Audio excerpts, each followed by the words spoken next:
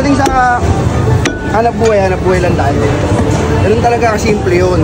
At saka, syempre, bilang ama, gagawin natin yung para sa pamilya natin, sa anak natin, sa asawa natin, basta sa pamilya natin. Yung mga kagaya ko nagtitinda, tiyaga lang po. Tiyaga lang po ang kailangan nyo, kayong susuko.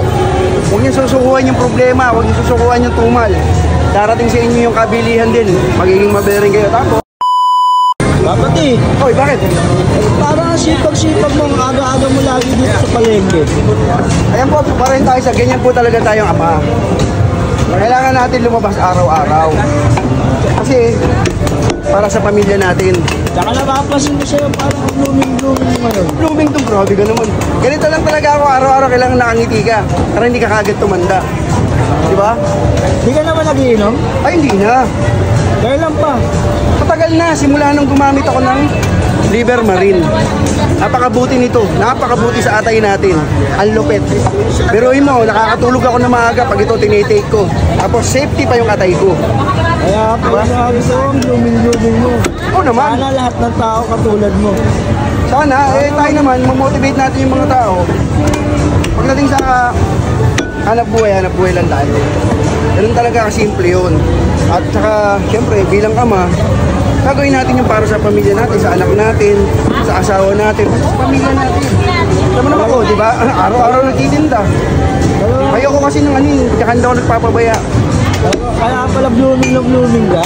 Sakto lang. Hindi naman ako masyadong pogi eh. Sabi nila, sakto lang eh. Kaya na, tiyan mo, blooming ka na. Tapos, ang ganda pa ng tinda mo. Tingnan mo. Kita ko sa'yo ah. Napakaganda ng tinda natin. Kaya pala, hindi ka pala nainom. Oo, hindi na ako umiinom. Kaya ang payo ko sa'yo, ikaw rin, huwag ka na uminom, mag-Liver Marine ka. Kahit saan pharmacy mabibili mo to.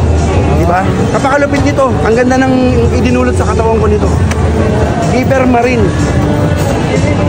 Tingnan mo, ang gaganda rin na hinihiwa ko. Napakalupit, hiwa tayo kay Suki. Ito, pang ano to? Pang strip tsaka steak. Tapos nagpinag-iwa pa ako ng pork chop. Saka, nga pala, located lang po yan. Yung mga kagaya ko nagtitinda, tiyaga lang po. Tiyaga lang po ang kailangan nyo, kayong susuko. Huwag nyo susukuhan yung problema, huwag nyo susukuhan yung tumal. Darating sa inyo yung kabilihan din, magiging mabearing kayo. Tapos,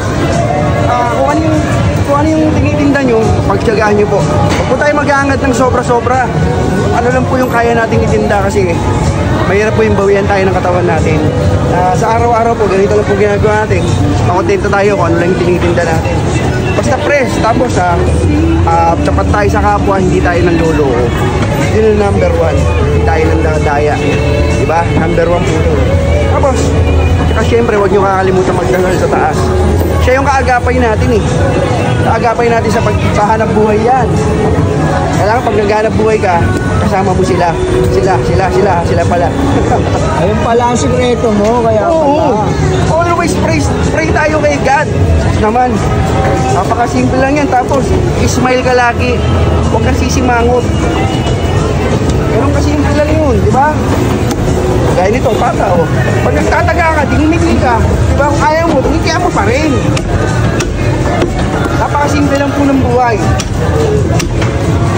Huwag po natin gagawin komplikado. Tandaan nyo, walang replay ang buhay. Kaya piliin nyo maging masaya. So yun lang, located lang yan dito sa number 98 Liberty Cruz. At shoutout sa iyo, King Marvic Ruiz. Let's G!